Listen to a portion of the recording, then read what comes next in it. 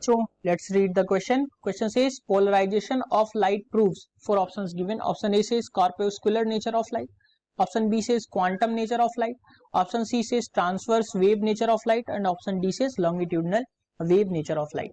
बच्चों हम इनकी बात करेंगे सॉल्यूशन में हम देखेंगे की कॉन्सेप्ट को।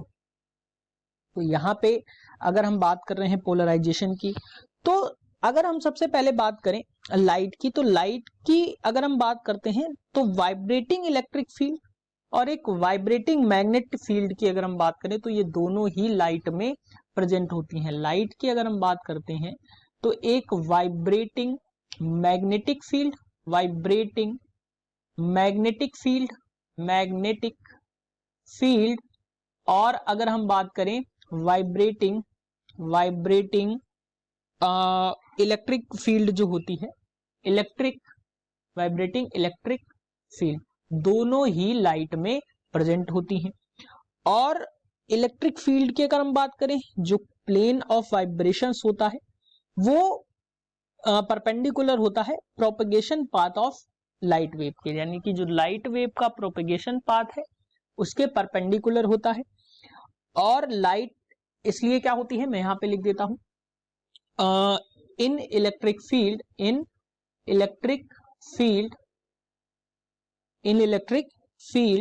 the plane of vibrations is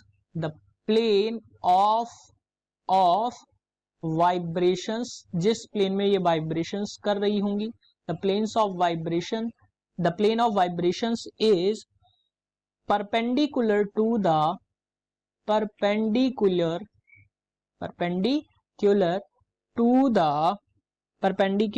the propagation path of light wave.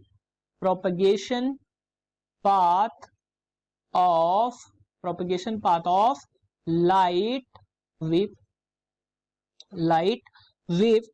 और अगर हम बात करें, इसलिए लाइट क्या होगी बच्चों, परपेंडिकुलर है तो लाइट इसलिए क्या हो जाएगी, light is transverse wave. Light को हम क्या कहेंगे बच्चों, transverse wave.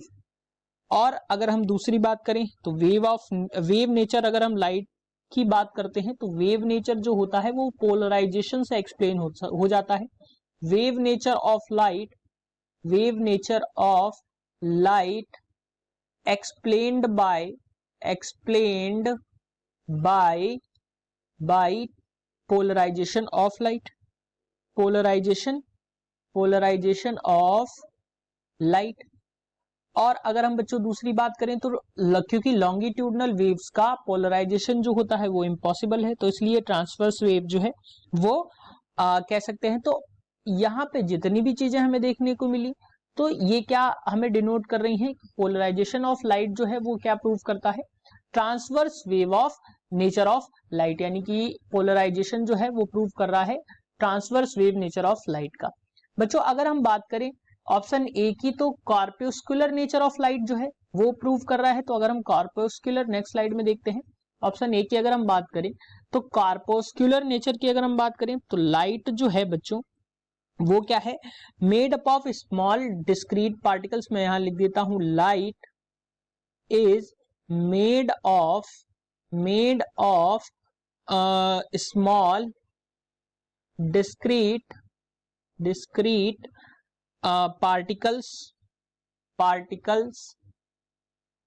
particles known as corpuscular.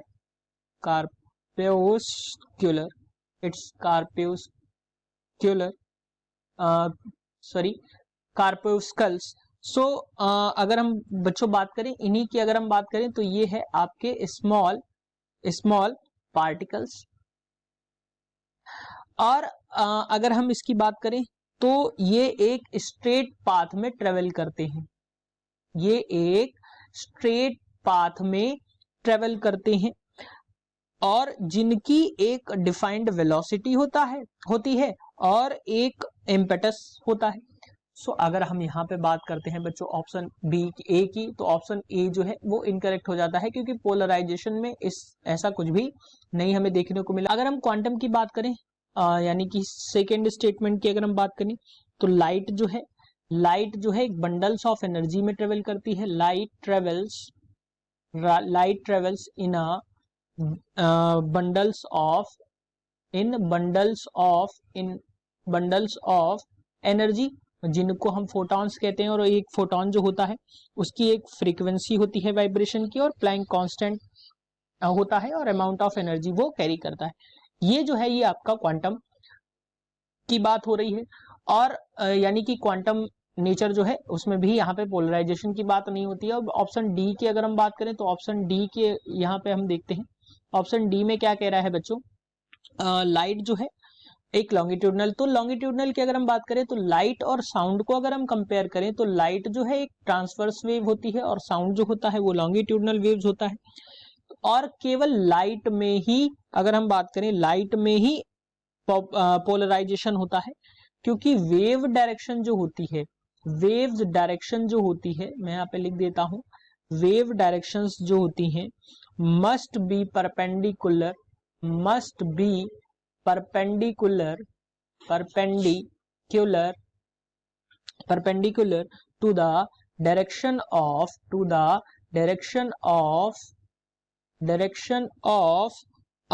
propagation। सो बच्चों अगर हम यहाँ पे बात करते हैं तो ये भी जो है ये भी इस चीज को इलेबोरेट नहीं कर पा रहा है, यानी कि पोलराइजेशन ऑफ लाइट को इलेबोरेट नहीं कर पा रहा है। सो ऑप्शन डी जो है वो भी यहाँ पे इनकरेक्ट हो जाता है, ऑप्शन सी जो है वो करेक्ट आंसर है इस क्वेश्चन का। So hope you understood it well, best of luck.